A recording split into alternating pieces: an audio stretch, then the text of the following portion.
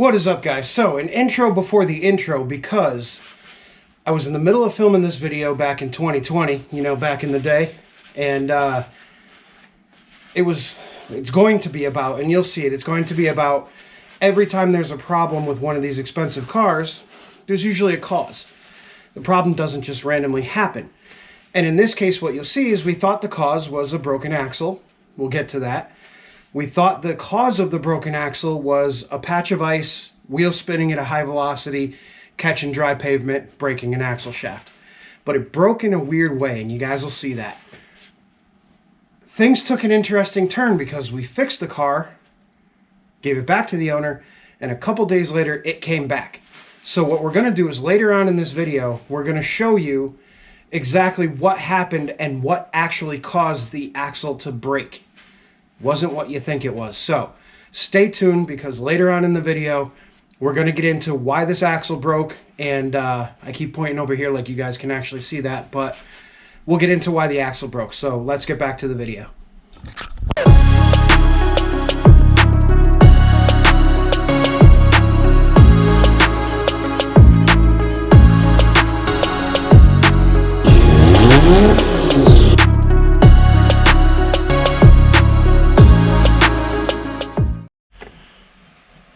What's going on, guys? So something a little bit different today, and I kind of wanted to bring you guys in on this. We'll shut the door because the heater's on, but we're sitting in a 2011 BMW X5 4.8 IS.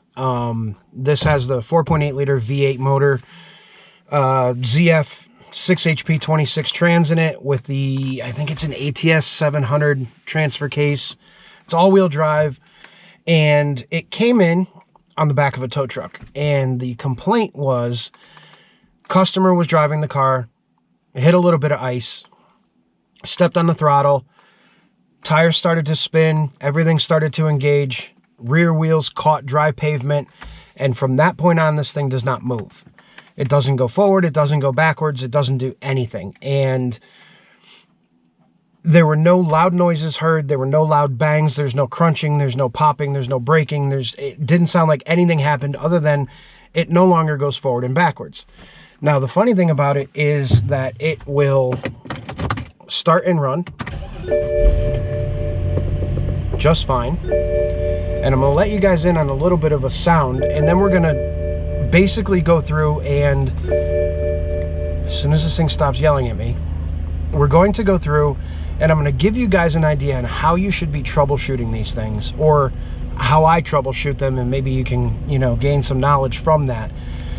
But with BMWs especially, or any German vehicle, or even any of the newer vehicles, there are so many different modules and components and systems in these cars that are all computer controlled, and so unfortunately you can't just throw parts at these things. And that used to be, you know, something that was done quite often. If a car was broken, you just threw parts at it until it was fixed. Well, with these vehicles, you can't do that. You have to take a very specific troubleshooting pattern with them, as in you need to determine where the failure was, what failed, and then you need to trace it backwards to figure out why that component failed, because there could be 3 other systems that were malfunctioning that contributed to the failure of that particular thing.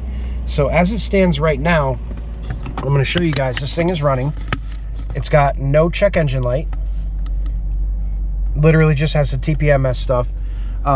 Everything is working good. Shifter's working good. Everything is great. But what we're going to do now is we're actually going to throw this thing in drive. So you hit the lock button, you pull it back. It's in drive currently. My foot is on the brake, and it's in drive. Now listen to this noise when I put this thing in park.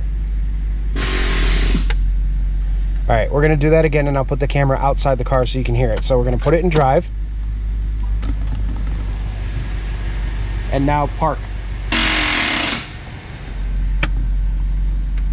And now, if we take this thing and we put it in... What's up, fellas? All right, so I don't know where we left off, because we can't not get interrupted today for some reason. It's just killing me. But with the vehicle running, oh, I think we were about to drive it actually. So let's we'll throw it in gear. We're in reverse. And now you can see if we let off the brake nice and easy, we'll move.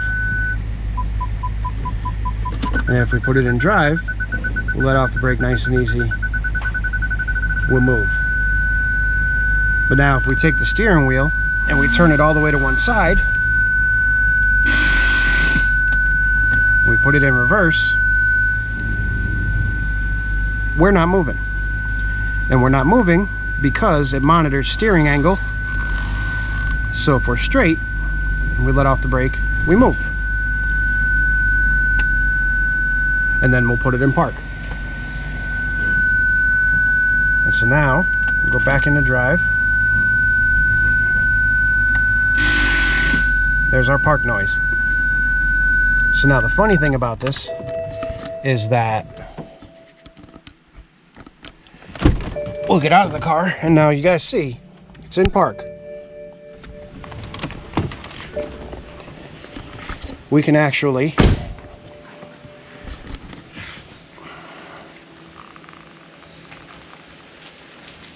push the car in park. So here are the steps that we basically took to diagnose this thing. When we get back in the car, we'll set you guys up on the dash with some light so you can see me. There we go.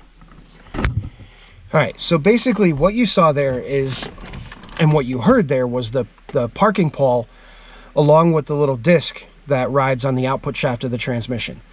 What's happening is the transmission is free spinning. When you put it in park, that it's just like putting a car in park. If you're driving down the road, you get that ratcheting sound and then the car stops. So we can determine that the transmission is okay by, one, there are no codes in the computer stored on transmission anything. Two, we're getting noise from the parking pawl riding over top of the disc, and we know that the transmission output shaft is spinning at that point. Now what we don't know from that point is whether or not the output shaft is broken after that parking pawl, because it is possible that you can break the output shaft right after the parking setup and you'll have nothing. But we debunk that with the fact that the car moves forward and backwards. So now we know that the output shaft in the transmission is okay. From there, we move on to the transfer case. Now the transfer case is one solid shaft from the transmission all the way back to the rear drive shaft. Then it has a clutch pack that runs a chain that drives the front wheels. So we know that at least the input shaft of the transfer case is okay because we're driving the front wheels and we're able to get the car to move forward and backwards using the front differential and front axles. And also we assume that the output shaft of the transfer case is okay because if it wasn't, being that it's one shaft, input and output, we wouldn't have any movement whatsoever. So now we can rule out the transmission. We can mostly rule out the transfer case. We can rule out any electronic issues, and we can ultimately rule out, anything forward of the rear differential. Now, where we're at is we're in park. The front differential is disconnected electronically, of course. And even though we're in park, we can still push the vehicle. So now, there's only a couple more things left that we haven't taken a look at yet. And one of them is the drive shaft, the rear drive shaft, the rear axle shafts, the rear differential. Those are the main things that we're going to be looking at. So we're going to look at the drive shaft to see if anything's broken in there. We're going to look at both two rear axle shafts to see if anything's broken there. And then we're going to look at the rear differential if we don't find anything and see if there's anything broken there. Now, I haven't had this thing up in the air yet, but my assumption is it caught on some ice. Before the traction control kicked in and started limiting torque, it caught dry pavement. A tire caught dry pavement in the rear, and on these they have 315s in the rear, so they're huge tires. Caught instant traction, snapped an axle shaft. That's just my guess. But we're going to throw it up in the air now and see what we can actually find with it. Alright, so one of the first things we're going to check is the transfer case. Make sure there's no obvious damage there. And we got front drive shaft is intact. We're looking good. And then back here, if you guys can see up in there, there we go. The rubber Guibo seems to be intact. And then we'll come back here and we'll grab a hold of the drive shaft. Get some better lighting on there for you guys. Grab a hold of the drive shaft. And the drive shaft is locked because it's in park. So let's come over to the driver's side axle. And we don't see anything awkward there. We spin it and we're good. We're spinning. And then we move over to the passenger side. Tell me, guys, do you see the problem? I see the problem. There's a bit of an issue with the axle there. Not quite where it's supposed to be. So hopefully we can literally just pop this axle back in here and call it a day. Because if not, we're going to have to replace the rear diff. But I'm going to try to pop that axle back in and see what we get. Alright guys, so that was a pretty simple solution, and we probably would have saw that if we just put it up on the lift and took a look. But it's always helpful to troubleshoot every single component in the driveline, starting from the power plant back. And so, you know, we can see we got some oil leaks and stuff like that. Nothing outrageous, but, you know, one of the things you always want to make sure of is that the simplest stuff is taken out of the way first. No codes in the transmission. No codes in the transfer case. We had front wheel drive, but not rear wheel drive. Drive shaft in the front is good. Drive shaft in the rear is good. Driver side axle shaft, fine. Passenger side axle shaft is now back in. But here we still have a problem in that I can just grab a hold of this and slide it right out of the differential, which means that we've either got an axle shaft that the stub broke off of where the clip goes, where the little C clip goes, to hold it in there. And that's probably likely the case. Is it slipped, it snapped that, the axle went boop, and as soon as it popped out of there, now you get a freewheeling setup until you go ahead and, you know, sneak that back in there if we can. There we go. So now it's back in there and we have our full drive setup. Even, you know, you can hear drive shaft trying to move. So now we're good, but we're not good. We have to figure out why this axle shaft is doing that. So tomorrow we're going to pick up an axle shaft for this thing and we will attempt to get the axle shaft out and then peek into the diff, because if the axle broke inside the diff, we still got a chunk in there that we're going to have to probably punch out from the other side. So this is definitely not fixed, and there's no resistance there whatsoever, so we're going to need to pull that axle out and see exactly what's going on. Okay, I don't know how well you guys can see this, but this is just a picture from Napa's website. But that's the rear CV axle, and you can see right in here, there's a little clip, and that clip is supposed to hold the axle into the differential. Now you see that there's a little tiny stub on the end. Now what can happen is if this axle walked out a little bit, and this was the only thing splined in, it could snap that right off. And I'll guarantee you that that is probably stuck in the rear differential somewhere along with this little clip. So what we're going to have to do is pull the axle completely out, and then we're going to try to retrieve this little piece, which I'm assuming is broken off inside, or this clip itself just failed, in which we'll have to try to get that out as well. But either way, I think that's what we're going to find when we pull that axle shaft out, is that this section of it is broken right here, and we'll have to get an axle for it. Okay, so we went ahead and got the axle out, and it is exactly what we expected. The end of the axle shaft is right here. Should go on there like so. And then there is this little clip that goes in that groove. So when this thing took that huge shock load of that rear tire catching dry pavement, it snapped the axle. And because it lost its retaining clip, it popped out and we lost all drivability. And just to give you guys an idea of why this was such a big deal. So this is a rear wheel on these X5s, the sport models. Look at that tire. That's my hand. That's a 315. It's massive. So that'll break an axle. All right, guys. So all throughout this video, you've been hearing me talk about how when something goes wrong, it's usually not just that thing that went wrong. It's something else that went wrong that caused the problem. And we've got a prime example of that. We have an amazing example of that. So on these BMW X5s, the E70 especially, 2007 to 2010, the rear differentials were prone to failure. And in talking with a BMW technician, they were prone to failure due to the fact that the transfer case wears out, it stops applying enough power to the front wheels, and the rear diff is kind of there to take up all the brunt of everything. But the problem is with these 4.8 ISs, they make a lot of horsepower and a lot of torque, and this little rear end wasn't designed to handle that. That's what she said. But again, that's what she said. Let's try to get out of this gutter that we've got ourselves into. So the rear axle, the rear differential, has a known problem of being weak on these cars.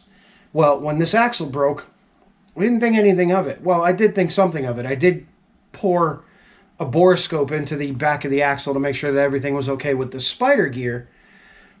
But I didn't take into account that something might be wrong with the actual differential itself. So let's get you guys spun around here and we'll show you what the heck's going on. So that's what came out of the rear differential. We'll get you some light in here so you could see better.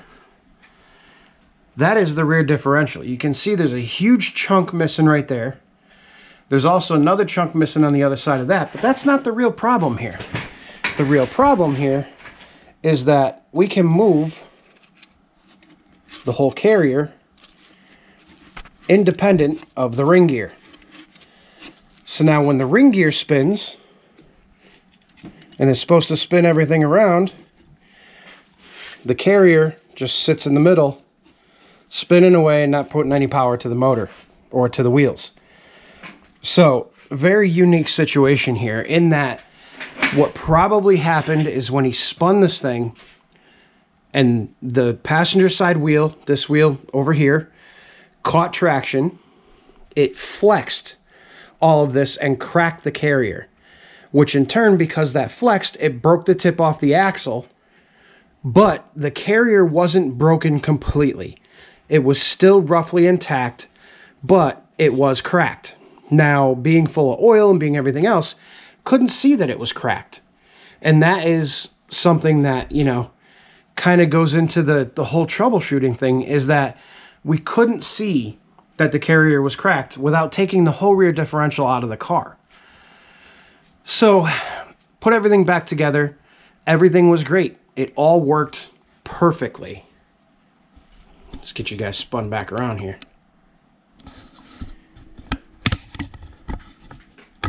I just got gear oil all over the camera, but everything worked perfectly. I took the car on a test drive. I drove it for probably 5 miles or so, varying throttle inputs.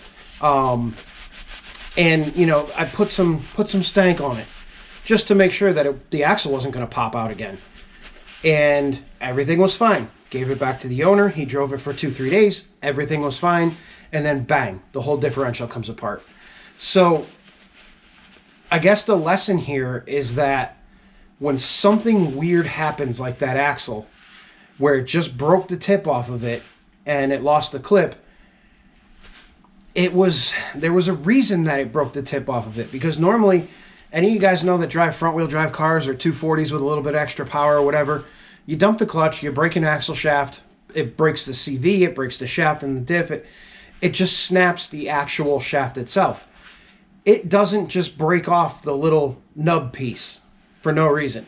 So there were some suspicions there, but without doing some major surgery on this thing, we wouldn't have been able to find that. So unfortunately, we popped an axle in it. It went down the road. 3 days later, it broke again.